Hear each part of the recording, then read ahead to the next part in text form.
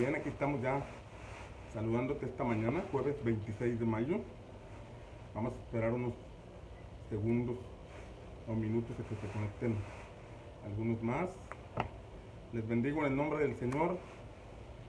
Hoy, jueves 26 de mayo, son las 8:03 de la mañana y aquí vengo con mi agüita fresca para fortalecer tu vida espiritual con una palabra que te pueda edificar y te pueda bendecir. Aquí estamos pasando estos días, acomodándonos de la mejor forma para poder transmitir, pero con la alegría de siempre y el poder aportar algo a tu vida, esperando aportar algo a tu vida que te bendiga y te edifique y te permita seguir corriendo la carrera que tienes por delante. Bien, el día de ayer te hablaba un poco acerca de la vida de Saúl, del primer libro de Samuel, capítulo 10, donde después de que encontró las asnas que había extraviado, lo cual solo fue un pretexto para poder encontrarse con el hombre de Dios llamado Samuel, que por instrucción del Señor lo iba a ungir como rey, hablando en el contexto de cuando Dios quiere establecer su reino, y que nosotros debemos ser las personas que estamos listas y preparadas para participar en ese llamado que el Señor nos hace. 2 semanas te estuve compartiendo acerca del reino de Dios. Y ayer empezábamos con Saúl, el primer rey de Israel. Y como el primer libro de Samuel, capítulo 10, nos muestra un proceso. En un capítulo nos muestra algunos elementos importantes o unos pasos importantes que debemos considerar a la luz de la revelación de la palabra, de la revelación del Espíritu Santo, para que nosotros comprendamos el extraordinario llamado que el Señor nos hace de participar en su reino. Y veíamos ayer que el profeta le dijo: cuando te hayas apartado de mí, vas a llegar al sepulcro de Raquel, donde estarán 2 hombres que te darán la noticia de que tu padre ya encontró las asnas y ahora está preocupado por ti. Y ayer hablábamos de cómo el sepulcro de Raquel significaba que Saúl fuera y rompiera con un espíritu de orfandad que había estado operando en la tribu de Benjamín. Porque Raquel fue la madre de Benjamín, la esposa de Jacob. Pero Raquel murió cuando Benjamín nació, y a partir de entonces ese niño y posteriormente ese joven que dieron forma a una tribu, la tribu de Benjamín, creció con un alto sentido de orfandad. Entonces, que el Espíritu Santo llevara a Saúl al sepulcro de Raquel nos muestra una parte de lo que nosotros debemos examinar para que si está en operación un espíritu de orfandad, nosotros podamos quebrantarlo, podamos romperlo en el nombre de Jesús, para que podamos tener una identidad de hijos con nuestro Padre Celestial. Porque el espíritu de orfandad no solamente opera en las personas que perdieron un padre de familia o a su madre, sino que en ocasiones los padres, debido al trabajo, debido a las múltiples ocupaciones o debido a cualquier otra circunstancia, descuidan la relación entre padres e hijos. Y ese descuido, esa brecha, provoca vacíos, provoca falta de identidad y provoca una serie de conductas en la persona que le impiden tener una correcta relación con el Padre Celestial, y por consecuencia le impiden comprender el llamado al reino de nuestro Padre. Es ahí donde el Espíritu Santo debemos buscar en el Espíritu Santo esa restauración en el área de la paternidad, en el área de la relación con nuestros padres, pedirle al Espíritu Santo que nos revele a nuestro Padre Celestial, que nos imparta, que nos dé ese espíritu de adopción por el cual podemos decir: Abba, Padre. Esto es algo que Romanos nos enseña y que nosotros debemos buscar para que veamos a Dios como nuestro Padre. Veíamos ayer que Hebreos señala que Él es el Padre de los espíritus. Mi espíritu tiene un Padre y ese es Dios. Pero los velos emocionales, familiares o paradigmas o situaciones que yo viví en mi vida, en la relación con mi padre natural, pudieran afectar en el entendimiento que debo tener, en la revelación que debo tener de mi Padre Celestial. Entonces, cuando Saúl llegó ahí, al sepulcro de Raquel, recibiría la noticia por parte de dos personas de que su padre ya no estaba tan interesado por las burras, sino que ahora estaba preocupado por él. Esto nos muestra lo que te estoy hablando acerca de la importancia de sanar las áreas de la paternidad. Pero ahora vamos con la siguiente estación.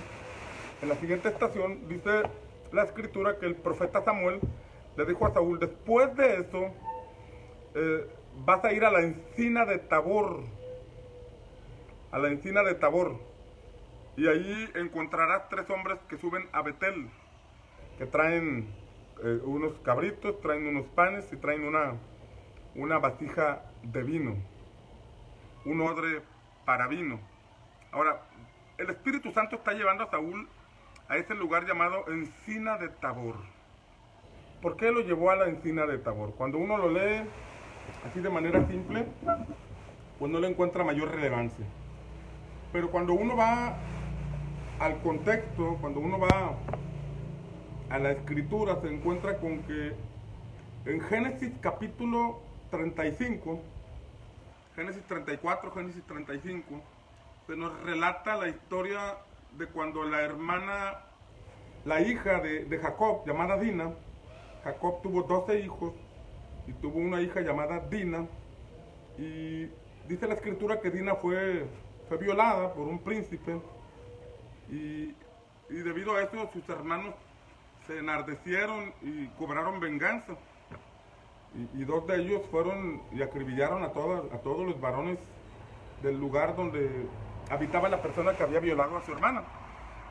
Y entonces Génesis 35 dice que Jacob le dijo a sus hijos: oigan, me han hecho abominable delante de todos los que viven aquí, de todos los habitantes de este lugar. Se van a juntar y van a venir contra mí.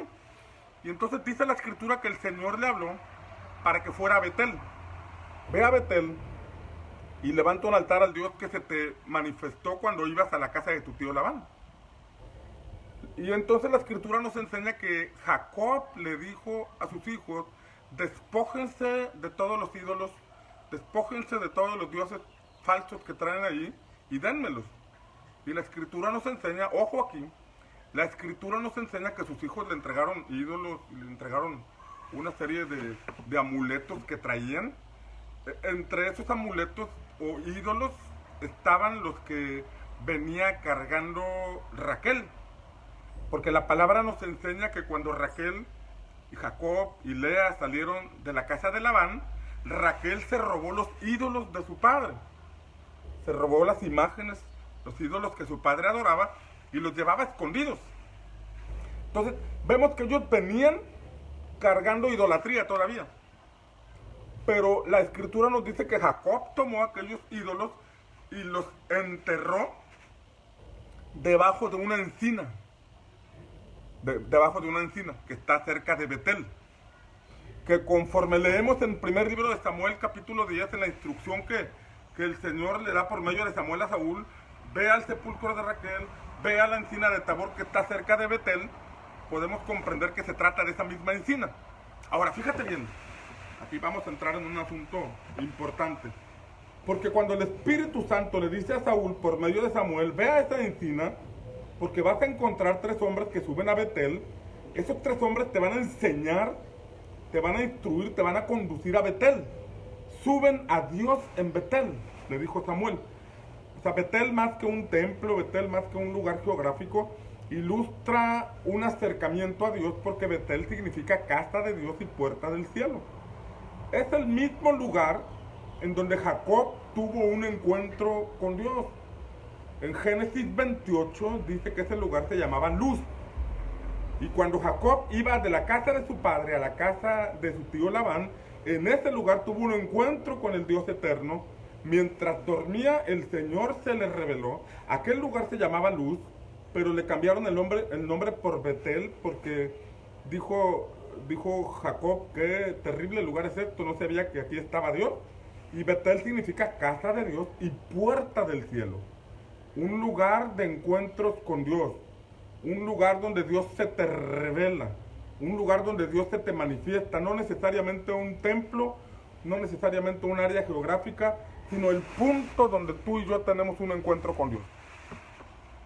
Pero fíjate bien, de Génesis 28, donde Dios se le manifestó, a Génesis 35, donde Jacob les dice, despójense de todos los ídolos que traen, despójense de todo lo que vienen cargando, ya habían pasado por lo menos 24 años. Por lo menos 20 años. ¿Por qué por lo menos 20 años? Porque Jacob en Génesis 28 va a la casa de su tío Labán. Y cuando llegó con su tío Labán, trabajó 7 años por Lea. Era por Raquel, pero le dieron a Lea. Después trabajó otros 7 años por Raquel. Y posteriormente trabajó otro tiempo para hacerse del ganado que su suegro le dio como consecuencia de su trabajo. Por lo menos 20 años. Génesis 28 tuvo un encuentro con Dios. Génesis 35 el Señor lo lleva nuevamente a Betel. Pero en esos 20 años donde él había tenido una experiencia con Dios, donde había hecho un pacto con el Señor, vemos que él no había transmitido a su familia, no había transmitido a sus hijos el llamado que el Señor le había hecho, porque venían cargando ídolos. Ya habían tenido 12 hijos, había tenido una hija, pero vemos que a pesar del tiempo, él había practicado una religión, él tenía una creencia, pero esa creencia no se había formado en una convicción, porque su familia todavía venía cargando ídolos. Su esposa, llamada Raquel, venía cargando ídolos, y era parte de la dinámica familiar. Era la permisividad que él había tenido, era la falta de orientación a sus hijos, a su cónyuge, en relación a tener una verdadera comunión con el Dios eterno. En Génesis 35, en un conflicto donde sus hijos fueron y acribillaron a los varones que vivían en un lugar, es entonces que Dios le dice, ¡hey!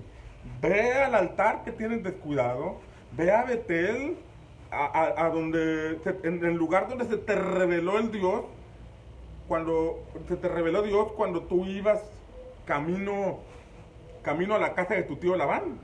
En aquel entonces, en Génesis 28, Jacob había hecho un voto con Dios. Jacob le había dicho al Señor, Señor, si tú vas conmigo y me das comida y me das vestido y me regresas a la casa de mi padre, tú serás mi Dios y de todo lo que me des, el diezmo apartaré para ti. En esa experiencia que Jacob tuvo con Dios, él hizo un voto. Él hizo un voto y le dijo, si tú me das todas estas cosas, tú serás mi Dios y yo te daré el diezmo.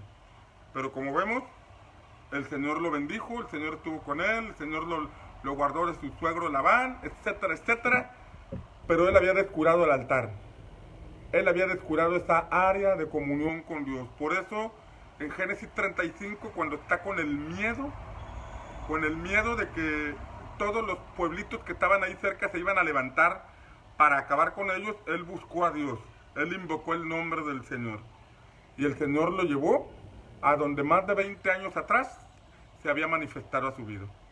Ahora, el punto es que en este contexto, él se despoja o le dice a su familia, vamos a quitar todos los ídolos, entréguenme todos los ídolos, vamos a santificarnos.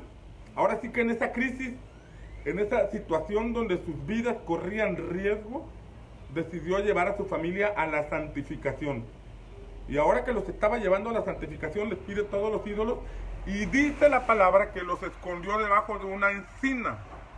Ojo aquí, dice que los escondió. Y después de que los escondió, vino el terror de Dios sobre todos los pueblos y nadie se levantó contra ellos. Y fue de nuevo a Betel, a levantar el altar al Dios que se le había manifestado 20 años atrás. Ahora, el punto es que dice la palabra que los escondió, no los destruyó, simplemente los escondió debajo de una encina. Y el punto con esos ídolos es que deberían ser destruidos. Esa fue la instrucción que el Señor le dio a Josué cuando entraron a la tierra de Canaán. Le dijo, cuando conquistes las tierras, la tierra de Canaán, vas a destruir todos sus ídolos, vas a destruir todos sus dioses, no vas a retener ninguno de esos dioses porque son abominación. Por esa razón, he hecho yo a los habitantes de esa tierra para entregarte esta tierra a ti.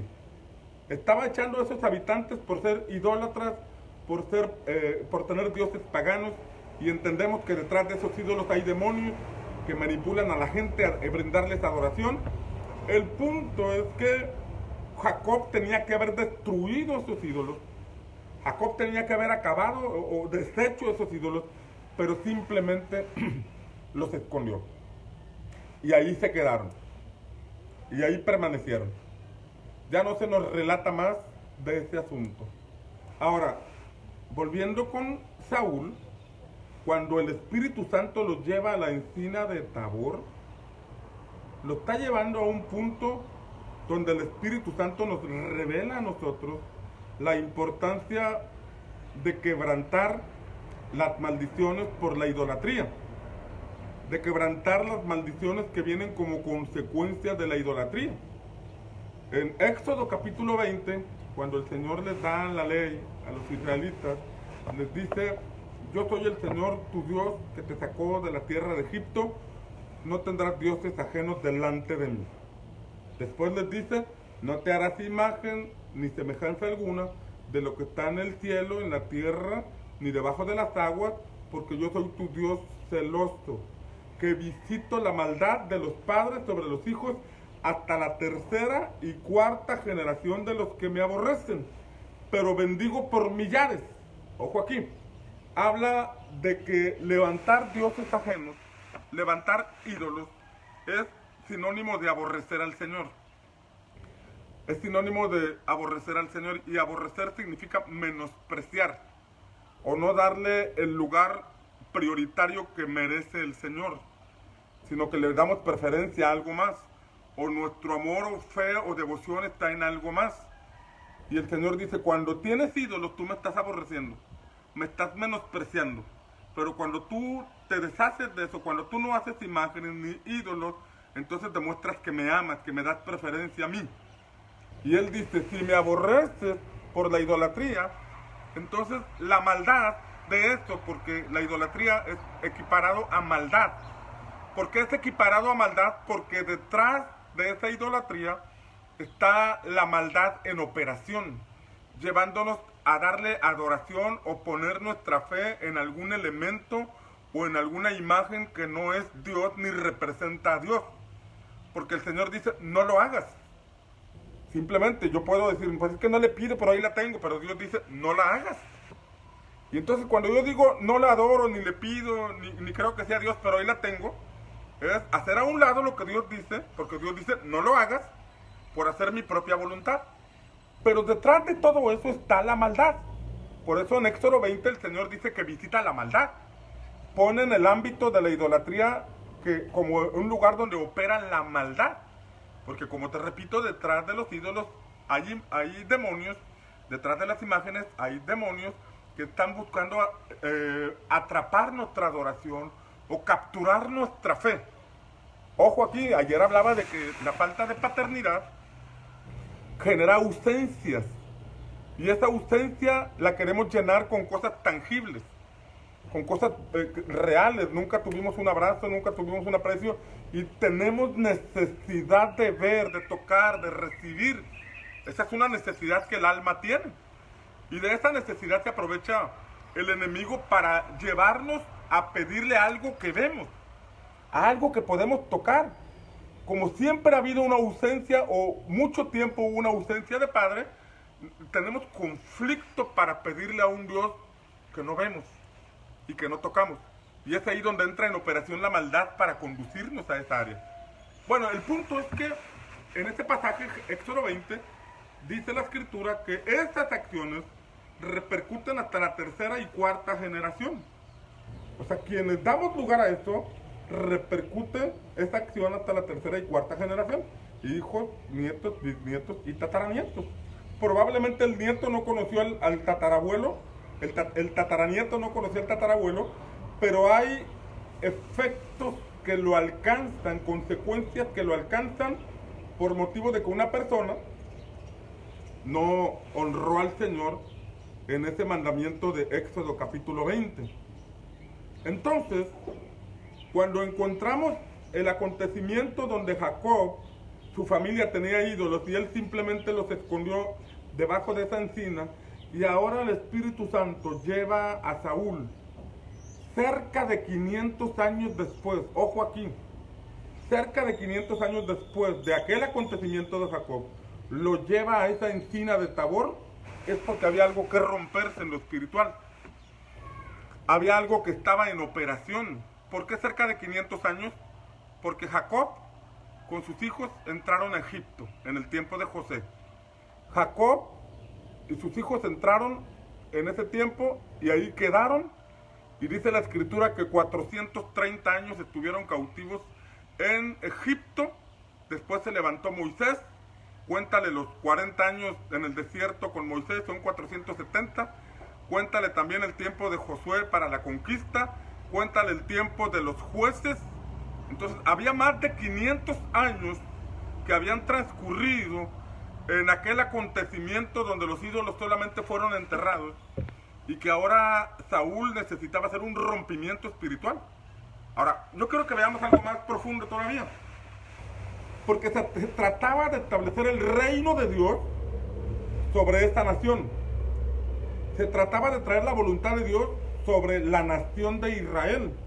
Pero sus patriarcas, Jacob y su esposa Raquel, habían sepultado los ídolos, habían dado lugar a la idolatría, siendo que tenían un llamado de parte de Dios.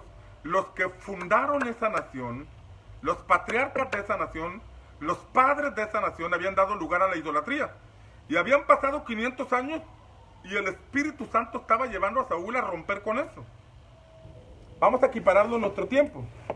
En nuestro tiempo, antes de que los españoles llegaran, los habitantes de este lugar tenían ídolos, adoraban a la muerte, adoraban a la serpiente, a Quetzalcóatl, adoraban a una serie de dioses paganos, hacían sacrificios a sus dioses, sacrificaban a doncellas, practicaban un deporte en el cual el que ganaba era sacrificado a los dioses, le sacaban el corazón. Es decir, había una serie de adoración pagana en nuestro territorio mexicano. Pero después vinieron los españoles y también trajeron idolatría. Idolatría, el culto a las imágenes, el culto a los ídolos. Hicieron una mezcla de sincretismo religioso donde a los habitantes de Latinoamérica simplemente les cambiaron sus ídolos paganos porque adoraban a una deidad y se la cambiaron por el nombre de alguna virgen. Por eso hay tantas vírgenes. Usted examina todo Latinoamérica y que está la Virgen del Chorrito, la Virgen de no sé qué, la Virgen de no sé cuál, y hay diversidad de ídolos o de idolatría a lo largo y ancho de Latinoamérica. Y entonces estamos hablando de hace 500 años, allá la época de la conquista. 500 años en donde generación a generación, si un padre de familia da lugar a la idolatría, eso afecta a 3 o 4 generaciones después. Pero si la tercera o cuarta generación continúan en el mismo camino, eso sigue trascendiendo. Y es algo que nunca se para, que nunca se detiene, que sigue avanzando.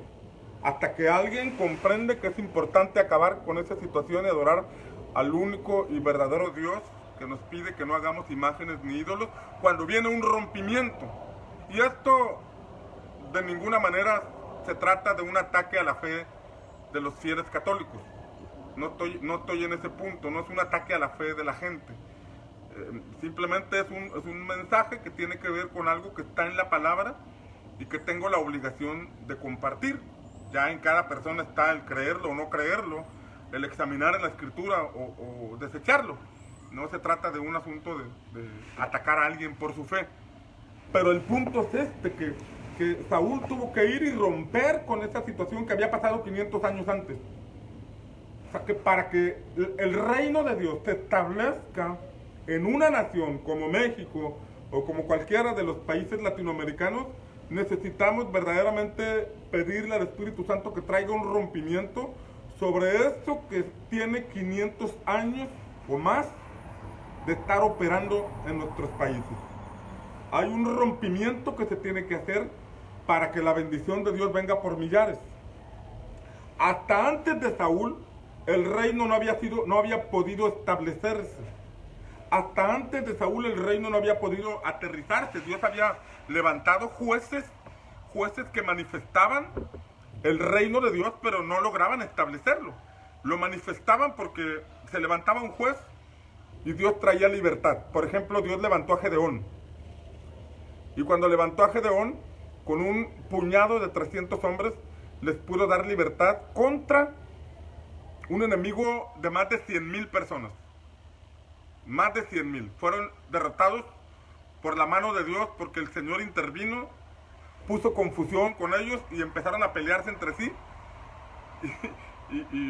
y se mataron ellos mismos, ¿no? Y Dios les dio la victoria a Gedeón. Pero después de la victoria de Gedeón, ojo aquí, después de la victoria de Gedeón, lo quisieron hacer rey, se quisieron establecer el reino, y Gedeón dijo, no, que Dios gobierne sobre ustedes. O sea, yo no quiero reinar, que sea Dios quien gobierne sobre ustedes, pero sí les voy a pedir algo, dijo Gedeón. Sí les voy a pedir algo. Les voy a pedir que me den sus zarcillos de oro, que me den alguna pieza de oro de la que traen. Y dice la escritura que todos le dijeron, sí, te la damos, porque acababan de tener un gran botín. Y le dieron los zarcillos de oro, y dice la escritura que mandó a hacer un efod. Mandó a hacer un efod. ¿Qué era un efod? El efod era una especie de chaleco que se ponían, que en el caso del sumo sacerdote, solamente él podía portar un efod con un pectoral. Un efod muy bonito. Un efod que contenía en sus hombreras tenía unas piedras, tenía 2 piedras de cada lado, en donde tenían los nombres de las tribus de Israel, de las 12 tribus de Israel. Y encima del efod tenía un pectoral donde tenía 12 piedras. Y esas 12 piedras representaban a cada tribu de Israel. No me estoy saliendo del tema, estoy en el punto de la idolatría. Porque todavía no había rey en Israel, porque todavía había influencia de idolatría. Porque el pueblo todavía levantaba altares a Baal. Porque todavía el pueblo venía acarreando esa tendencia a levantar ídolos. Como consecuencia de que Jacob no tuvo un rompimiento de aquellos ídolos, sino que simplemente los enterró. Y esos ídolos tenían que destruirse, no ocultarse. Entonces pasaron el tiempo de los jueces y todavía estaba la tendencia a la idolatría. Y retomando el tema de Gedeón, vemos que Gedeón mandó a hacer ese efod y dice la palabra, dice la escritura, que el pueblo se prostituyó detrás de aquel efod. ¿Qué significa que se prostituyó? Significa que le fue infiel a Dios. O sea que empezaron a venerar el efod en lugar de honrar a Dios. Empezaron a ver aquel efod como un amuleto que les concedía sus peticiones en lugar de honrar a Dios. Honraron el instrumento, honraron el medio a través del cual podían acercarse a Dios en lugar de honrar a Dios. Esto es lo que nos dice el libro de Jueces. Y dice la escritura que este efod fue causa de la ruina de la familia de Gedeón. Porque luego vino un acontecimiento muy trágico donde uno de sus hijos mató a todos los demás, a todos sus demás hijos, y fue una catástrofe. Pero el punto es este. El punto es que la idolatría todavía estaba permeada. Querían idolatrar a Gedeón, querían levantarlo como rey, y él entendió. Pero luego idolatraron el efod. Ahora, él hizo un efod de oro. Y el efod de oro estaba muy bonito, ¿no? Y el efod era para consultar a Dios. Los sacerdotes se lo ponían como una especie de vestimenta de honra, para honrar ese momento de acercarse a Dios, para consultar al Señor. El objetivo era consultar a Dios, no hacer del efod un amuleto, no hacer del efod un instrumento sagrado o un instrumento al que le atribuyeran facultades divinas. No, de ninguna manera. En el contexto del efod, por ejemplo, el sumo sacerdote el sumo sacerdote se ponía ese efod que yo te decía, que tenía las piedras preciosas en los hombros y en el pecho. Ahora, fíjate bien este cuadro. Fíjate bien este cuadro, porque voy a entrar a un tema de la autoidolatría. De la autoidolatría, porque de pronto nosotros como iglesia comprendemos que los ídolos y las imágenes son cosas que tenemos que quitar. Pero muchas veces está la tendencia a idolatrar a los hombres, a idolatrar a los siervos de Dios. Y a veces los siervos de Dios tenemos el riesgo de caer en la autoidolatría, del creernos más que el Señor, y no somos más que simples burros cargando a Jesús en la entrada a Jerusalén. Pero a veces no nos damos cuenta de eso y pensamos que las palmas que están poniendo en el camino son para nosotros, cuando, te repito, los que servimos a Dios no somos más que simples burros cargando a Jesús en su entrada a Jerusalén. Entonces, el sumo sacerdote se ponía el efod, e imagínate este cuadro que tenía piedras preciosas, y estas piedras preciosas, cuando estaban el sumo sacerdote en los atrios, en el patio, la luz del sol le daba. Entonces, cuando la luz del sol le daba, esas piedras podrían emitir el resplandor del sol. Ojo aquí, podrían emitir el resplandor del sol. Imagínatelo caminando con esa vestimenta muy bonita del efod, y de pronto el sol resplandeciente dándole de lleno, y en las piedras empezar a emitir el reflejo de la luz del sol. La gente que estaba viéndolo de manera natural podría decir: ¡wow! Mira cómo resplandece, mira qué extraordinario, y poner su mirada en él, cuando en realidad él simplemente era el portador de un chaleco que estaba reflejando la luz del sol. Pero si el sumo sacerdote no tenía cuidado, podía caer en la adulación que la gente le daba, y de manera inconsciente convertirse en un becerro de oro. Y eso ocurre cuando nosotros, quienes servimos a Dios, seamos pastores, seamos discípulos, seamos servidores, de pronto empezamos a participar en el servicio, y Dios nos empieza a usar, y la gente que está en los atrios, que ve las cosas con su vista natural y no tiene discernimiento espiritual, de pronto puede empezar a adular a las personas, puede empezar a adular a la gente.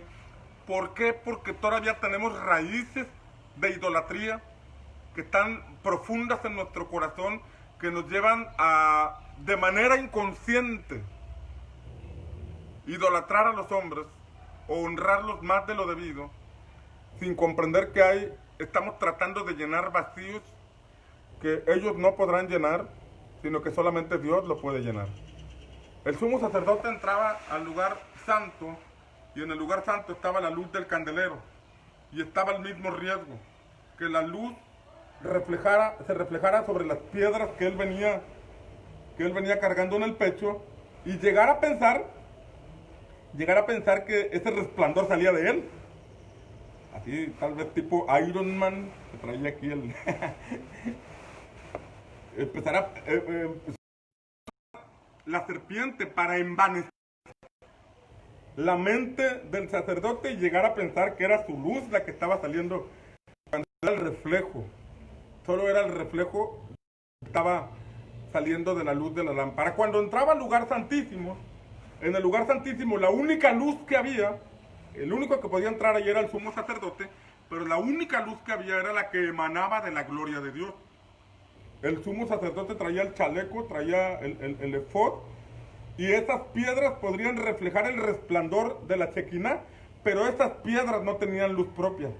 El sumo sacerdote no tenía luz propia, sino que solo eran el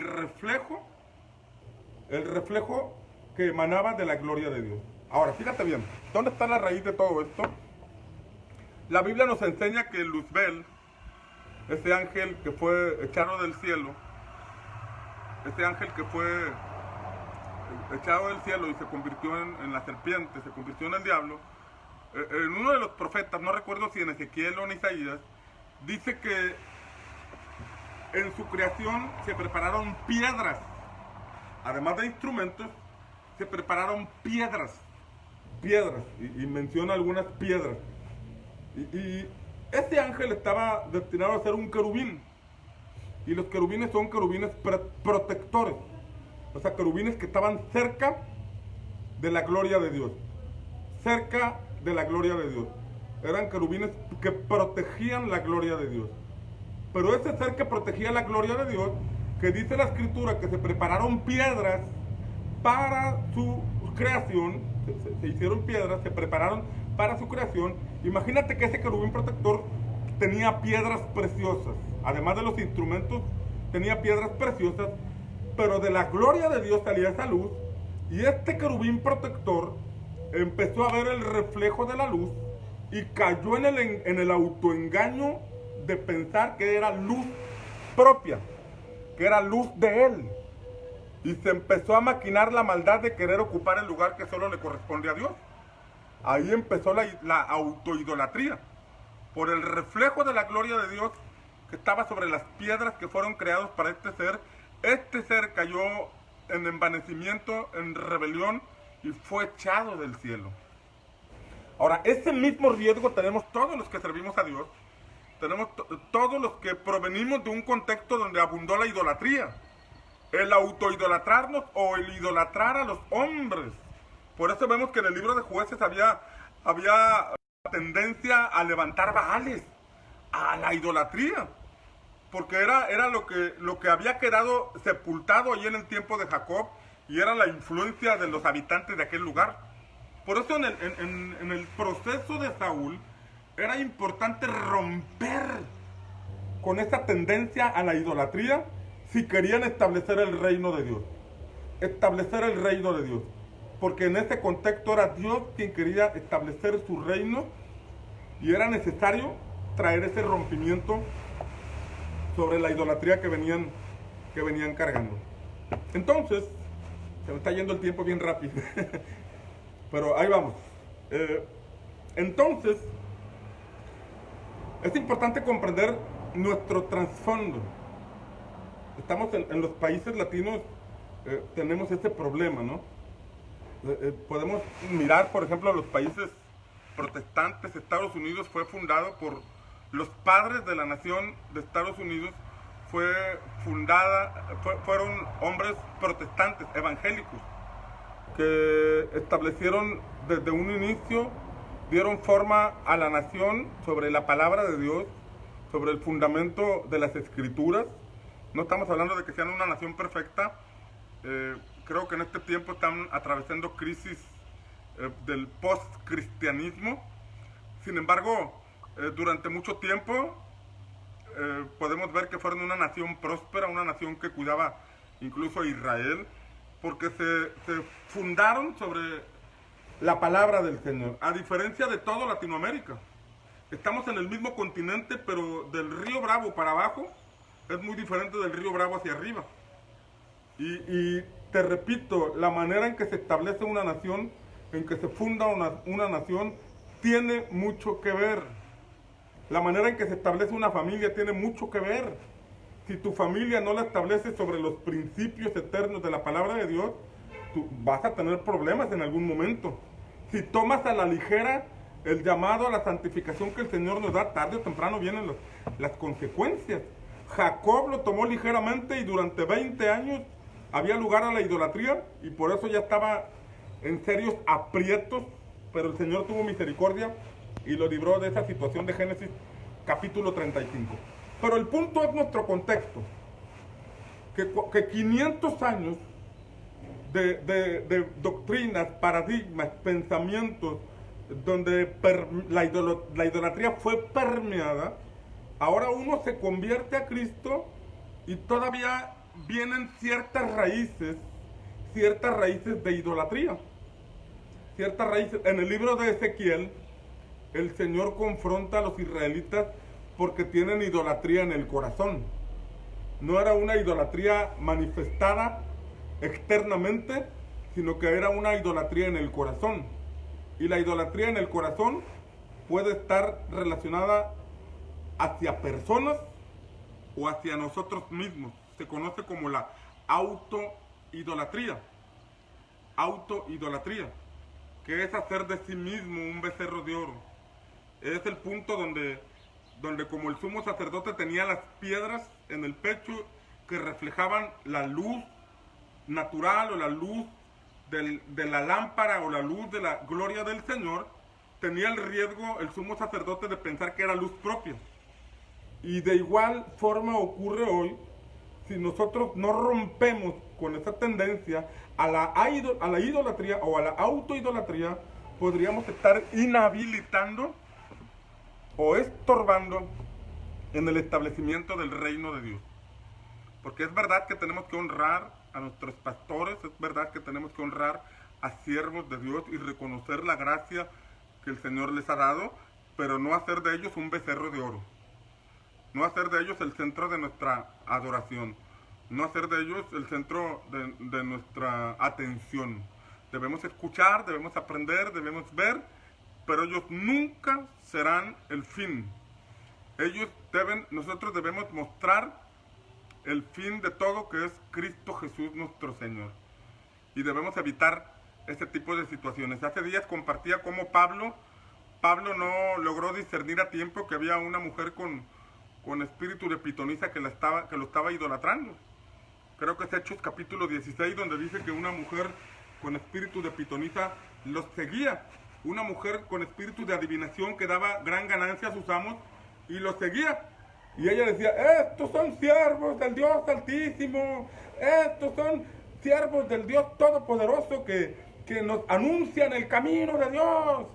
Y era verdad lo que estaba diciendo, pero esta mujer estaba tratando de levantar el ego de Pablo. Siervo de Dios Altísimo, siervo del Todopoderoso. Y dice la Escritura que después de muchos días, Pablo reprendió al demonio y lo echó fuera. Después de muchos días. Yo me imagino a esta mujer con espíritu de adulación ahí siempre diciendo amén, amén, y gritando fuerte. No tiene nada de malo decir amén, pero en el contexto de esta mujer era un espíritu de adivinación que se había infiltrado tan cerca de Pablo que lo estaba adulando para ver si Pablo caía en el asunto de la autoidolatría, hasta que se activó el discernimiento y lo reprendió. Tenemos que decir amén a la palabra, tenemos que decir gloria a Dios, tenemos que recibir la palabra, pero debemos tener cuidado con ese espíritu que busca adular a los siervos de Dios. Y debemos tener cuidado con ese espíritu que también va a tratar de adular nuestra vida. Si estás sirviendo al Señor en algún área de la iglesia, recuerda que todo tiene el objetivo de que Dios sea glorificado.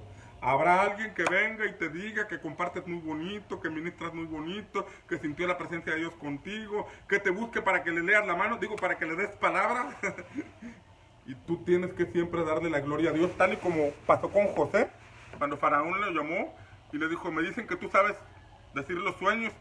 Y él dijo, es Dios quien interpreta los sueños. No recuerdo si fue José o Daniel, pero él dijo, es Dios quien interpreta los sueños.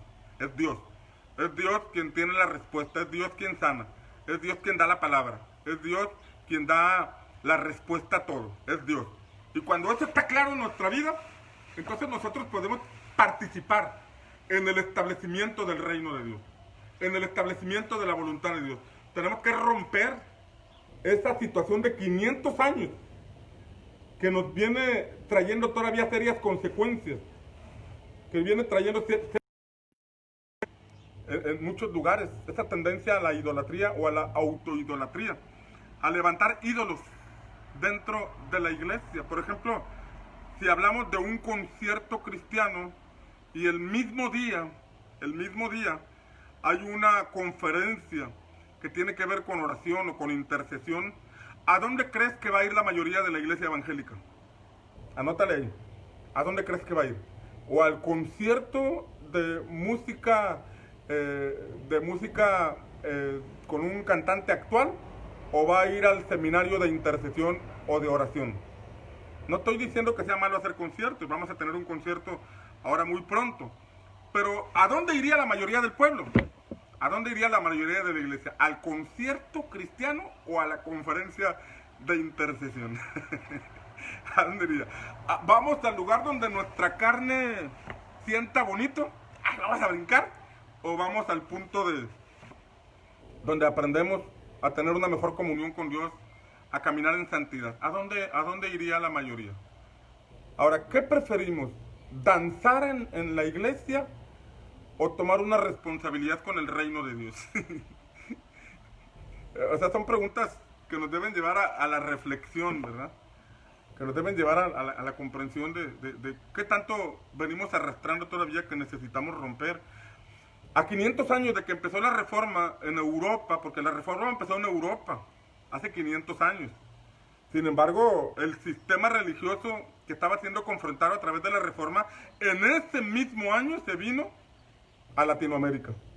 Allá donde la reforma trajo un despertar en Europa y donde ya se estaba rompiendo el yugo religioso, ahora se vino y se estableció en América, en toda Latinoamérica. O sea, empezó la reforma en Europa, pero acá comenzó en América una nueva época de eso que estaba siendo reformado y que a la fecha sigue en operación y necesitamos romper. Ahora, se nos está yendo el tiempo, pero ahora ahí en la encina de Tabor, él encontraría 3 hombres que suben a Betel. Ojo aquí. En el lugar donde tenía que provocar un rompimiento espiritual de lo que por 500 años venían arrastrando como nación para poder dar forma al reino en Israel. Un rompimiento de la idolatría para un establecimiento del reino de Dios. Solamente así podría ser. Después de llegar a ese lugar, encontraría 3 hombres que suben a Betel. Suben a Dios en Betel. Y uno traería cabritos, otro traería pan y otro traería un odre de vino. Suben a Dios en Betel. Y subían a Dios no con manos vacías. Subían a Dios con cabritos, con pan y con odre de vino. Subían a ofrecer. Subían al altar a ofrecer. El altar se levanta para ofrecer. La escritura dice que podemos pedir, pero llega el punto donde Dios se nos revela y entendemos que a Él hay que ofrecerle. Le damos, porque Él nos da como quiera. Y cuando damos se activa, los cielos se abren, los cielos para que venga todo lo que necesitamos o lo que Él sabe que necesitamos.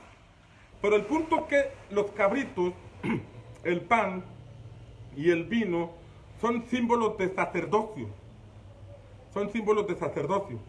Porque los sacerdotes ejercían su función en el tabernáculo. Cuando el pueblo venía y traía cabritos, los ofrecían. También están los panes que traían al tabernáculo, pero también ofrecían libaciones. Ojo aquí, libaciones. Cabritos, pan y vino para las ofrendas de libaciones. Los cabritos, por ejemplo, eran ofrecidos en holocausto, eran ofrecidos por expiación de pecados y eran ofrecidos también en la Pascua. Eran animalitos sacrificados. En el asunto del holocausto, el animalito se quemaba por completo. Y presta atención a esta parte porque tiene un significado muy importante. La expiación y el holocausto eran sacrificios diferentes. El holocausto se quemaba por completo, el animalito. No se debía comer ni sacrificar de otra forma, ni ofrecer de otra forma, sino quemado por completo.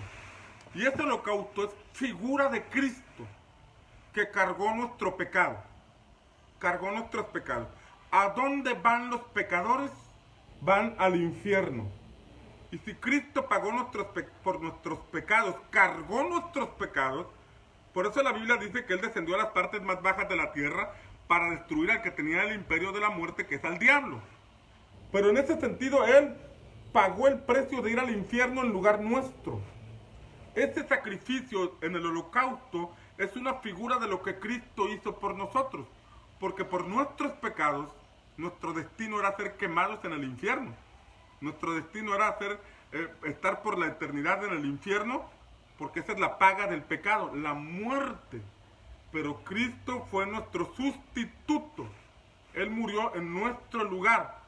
Y cuando nosotros comprendemos esta verdad de que fuimos librados por la eternidad, entonces necesitamos vivir en vida nueva. Porque si Él murió por mis pecados, pero yo sigo en pecado, entonces, ¿cuál es la ecuación que estoy haciendo? No, es una ecuación aritmética que no opera en el reino de los cielos. Si Él murió por mis pecados, pero yo sigo en pecado, entonces, ¿por qué razón murió? Hebreos dice que el que toma por inmunda la sangre de Cristo, o sea, que no valora eso que Él hizo por nosotros, ya no hay otro sacrificio que se pueda hacer por nosotros. Entonces, para entrar al ámbito de establecer el reino de Dios, demanda un entendimiento claro de lo que significa vivir en santidad. Un entendimiento claro de lo que significa arrepentimiento y perdón de pecados. No hay forma de romper con esa influencia de la idolatría si no comprendemos la necesidad de vivir en santidad. Es una necesidad. ¿Por qué una necesidad? Porque si no vivimos en santidad, seremos presas de los asuntos del pasado. Estaremos limitados para desarrollarnos en el reino de Dios. Además de los holocaustos, se ofrecían los sacrificios para expiación de pecados. Y expiar tiene que ver con quitar la culpa. Expiar tiene que ver con declararnos inocentes. Una cosa es que Él pagó por nuestros pecados y otra cosa es que nos quita toda la culpa. Hay personas que ya fueron perdonadas de sus pecados, pero todavía no son libres de culpa. Hay personas que caminan su vida cristiana en salvación porque ya fueron perdonados, pero no pueden desarrollar la fe porque se sienten indignos, se sienten culpables. Todavía la culpa los atrapa y es una puerta que Satanás usa para acusarnos. Apocalipsis 12 dice que habla del acusador, el que acusa a nuestros hermanos de día y de noche y nos acusa por asuntos del pasado, nos acusa por pecados del pasado. Por eso primero se ofrece el holocausto para que el Señor perdone nuestros pecados, pero después debemos vencer ese sentimiento de culpa, porque es un argumento que se levanta en nuestra mente e inhabilita la vida de fe y frena nuestro desarrollo. Es importante, si queremos participar en el establecimiento del reino de Dios, debemos romper con toda culpa y condenación. La Escritura dice en Romanos que ninguna condenación hay para los que están en Cristo Jesús. Ninguna. Grábate bien esto. Si Cristo ha perdonado tus pecados y tú caminas en vida nueva, no des lugar a la culpa, no des lugar a la condenación. Es verdad que en el pasado cometimos muchos errores, pero eso ya lo sepultó el Señor. Miqueas capítulo 7 dice que Él toma nuestros pecados, los lanza al fondo de la mar y jamás se vuelve a acordar de nuestros pecados. Si Dios no se acuerda de nuestros pecados pasados, no te acuerdes tú. Y no permitas que el diablo te señale por tu pasado. Cada vez que él te señale por tu pasado, tú recuérdale su futuro. Y su futuro es el lago de fuego, mientras que tú y yo vamos a estar en la eternidad con el Señor. Pero el tercer punto, porque estos tres hombres traían los tres cabritos, y esos cabritos, la Pascua, el otro cabrito se entregaba en la Pascua, pero la Pascua era algo que ellos deberían hacer cada año, celebrar cada año, la Pascua. Y la Pascua era un recordatorio para ellos, un recordatorio de cómo el Señor los había sacado de Egipto, que nunca se les olvidara, que siempre tuvieran presente la Pascua, que siempre tuvieran presente que a través de ese Cordero Pascual, símbolo de nuestro Señor Jesucristo, Dios quebrantó el poderío de Egipto, quebrantó a los dioses egipcios, los humilló. La Pascua. Ahora, la Pascua era algo que ellos tenían que celebrar y tenían que, cuando la estaban celebrando y su hijo les preguntaba ¿por qué estamos haciendo esto? El padre tenía que enseñarle a su hijo que era como recordatorio porque tiempo atrás habían sido esclavos, pero Dios los había liberado y que a través de la Pascua el Señor había quebrantado el poderío de Faraón y de los egipcios, pero era algo que tenían que enseñar a los hijos, celebrar la Pascua. Ahora, la Pascua, ellos la celebraban cada año, pero eso era una figura de lo que Cristo vendría a hacer por nosotros. Ahora en Cristo, estamos en el nuevo pacto. Ahora en Cristo, cuando Él celebró la cena del Señor, la última cena, Él les dijo a sus discípulos, tomen este pan y beban esta copa, porque cada vez que lo hagan, la muerte del Señor anunciáis hasta que Él venga, dijo Pablo. Anunciamos la muerte del Señor hasta que Él venga, pero esa copa y ese pan, esa copa es el nuevo pacto en la sangre de Cristo. Y que cada vez que bebemos esta copa, la muerte del Señor anunciamos. Pero habla del nuevo pacto, que es en Cristo. Ojo aquí, el pan y el vino son elementos simbólicos. Son elementos simbólicos que nos muestran que debemos estar en pacto con Cristo. ¿Hasta cuándo? Hasta que Él venga. Y mientras Él viene, ¿qué hacemos? Anunciamos su muerte. Anunciamos que a través de su muerte hay salvación. Anunciamos que a través de su muerte hay sanidad. Anunciamos que a través de su muerte hay restauración. Anunciamos. Si nosotros no anunciamos, quiere decir que no estamos entendiendo en qué consiste el nuevo pacto. Ojo aquí. Hoy podríamos estar en la figura de celebrar la Pascua cada año. Es una figura. No es algo que debamos hacer. Porque esa Pascua fue establecido por los hombres. La Pascua que celebramos en Semana Santa. La Pascua del antiguo tiempo, que fue con Israel, esa la estableció Dios para el antiguo pacto. Pero ahora en Cristo el nuevo pacto es diferente. No es algo que celebramos cada año en Semana Santa. Digo, disfrutamos las vacaciones. Eso sí, las disfrutamos. Pero eso no tiene nada que ver, eso es solo una figura. Si nosotros todavía estamos a las 5 de la mañana del día de resurrección yendo a orar al templo, estamos caminando en la figura. Porque Él ya resucitó hace 2000 años. Ahora, para verdaderamente darnos cuenta si estamos en una relación de pacto, estableciendo el reino de Dios, es que anunciamos su muerte hasta que Él venga. Estamos activos ejerciendo el sacerdocio. Porque el llamado al sacerdocio es para todos los creyentes. No solamente para los pastores. En el llamado al reino, establecer el reino, Dios nos llama a todos. La figura de Moisés en el desierto, en la congregación, el pueblo que acompañaba a Moisés, es un pueblo que puede ilustrar a una congregación hoy, que camina con un pastor, que camina con un grupo de alabanza y que camina con un grupo de mujeres tratando de conquistar una ciudad. Nada más. Y como vemos, Moisés no pudo entrar a Canaán. Pero en el tiempo de Josué ya no caminaba en torno a una figura, sino que es la figura de un hombre, sino que es la figura del cuerpo. Todo un ejército, todo un pueblo, todos los hombres de guerra conquistando Canaán para establecer el reino de Dios. Es muy distinto. Si nosotros como iglesia caminamos todavía en base a la figura de un solo ministro, en vez de caminar en la figura del reino, estaremos muy limitados. No podremos ni cambiar nuestra cuadra, ni alcanzar nuestra ciudad, ni transformar nuestro país.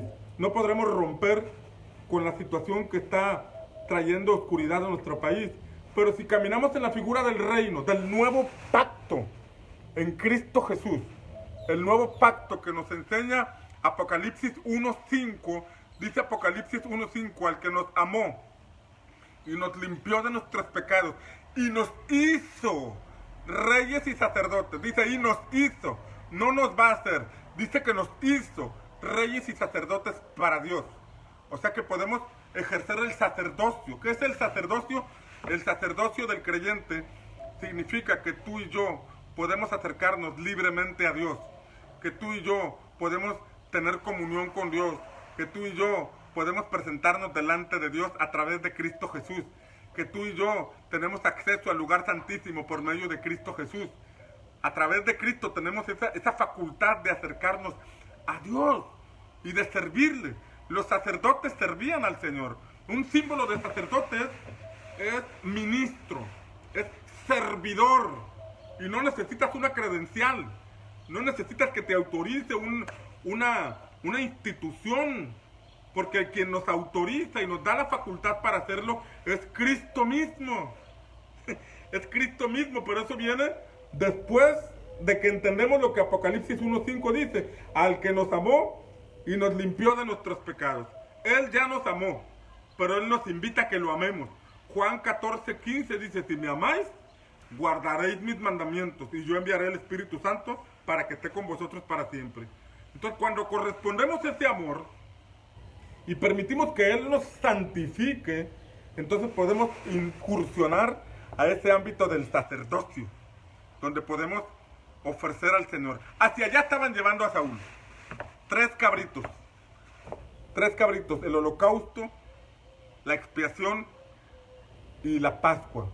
El poder reconocer que solo ese Cordero Pascual nos liberó de la esclavitud de Egipto. Los panes. Los panes hablan de la ofrenda, de las ofrendas de acción de gracias, o las ofrendas de paz, de acción de gracias o de paz, porque el pan era elaborado con la harina resultado de las cosechas que tenían. Como resultado de esas cosechas traían el pan, traían las primicias, traían los panes o la harina, la flor de harina amasada con aceite, la presentaban delante del Señor. Y esto habla de honrar a Dios con las primicias, pero también habla de las ofrendas de paz. Y las ofrendas de paz no eran para estar en paz con Dios, porque la paz con Dios la tenían a través de la figura de los holocaustos y de la expiación. Ahí tenían paz con Dios por medio de Cristo. Pero daban ofrendas de paz porque estaban en paz con Dios, porque se mantenían en paz con Dios. Es decir, el trabajo y todo lo que realizaban lo hacían en comunión con Dios. Y mientras trabajaban ponían todo en manos de Dios. Y cuando levantaban la cosecha decían gracias Dios. O sea que durante toda su actividad agrícola, durante todo el desarrollo de su trabajo, ellos permanecían en relaciones armónicas con Dios. Porque la palabra paz es el vocablo shalom, que se puede traducir no solamente como paz, sino como relaciones armónicas. Y eran relaciones armónicas con Dios. Traían esos panes porque tenían una relación armónica con Dios. Ofrecían a Dios porque tenían esa relación de paz con el Señor. Y porque reconocían que la prosperidad en lo que hacían, la prosperidad en el reino que estaban estableciendo, la prosperidad en el trabajo era gracias a Dios. Y de esa manera le daban tributo. Pero también le traían libaciones. Libaciones era el producto, eran elaboradas, era vino elaborado con el producto de la vid. Traían jugo de uva, vino, y lo derramaban en el altar. lo derramaban en el... Este tiene una figura poderosa. Es una figura poderosa porque el sacerdote derramaba el vino en el altar como ofrenda para Dios.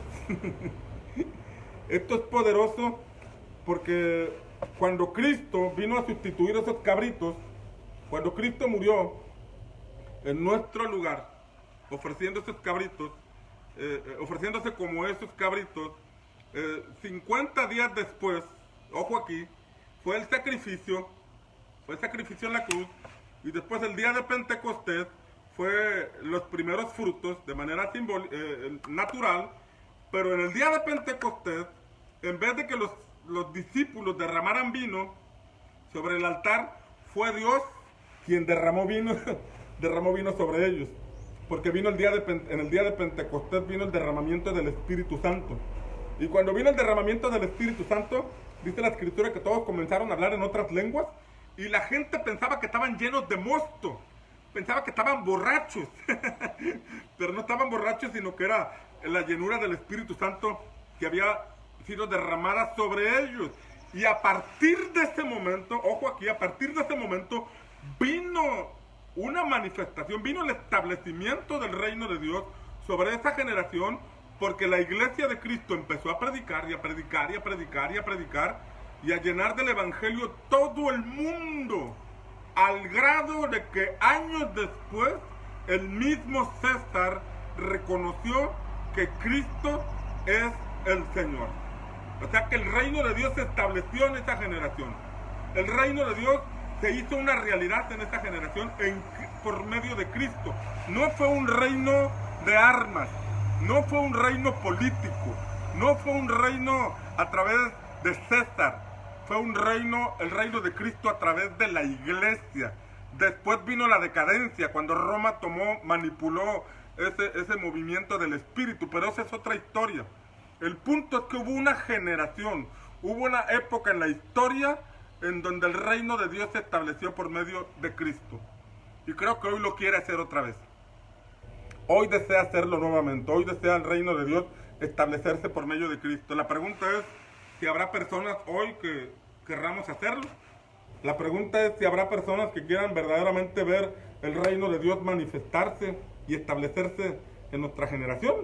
Yo creo que si habemos 2 que le creamos, así como Josué y Caleb, puede ocurrir. Si habemos 12, como los discípulos de Jesús, o los 11 de Jesús que permanecieron, yo creo que sí se puede hacer. Yo creo que es un podremos ver el establecimiento del reino de Dios en nuestra vida. Marcos 9:1. Confieso sobre ti esta palabra. Marcos 9:1.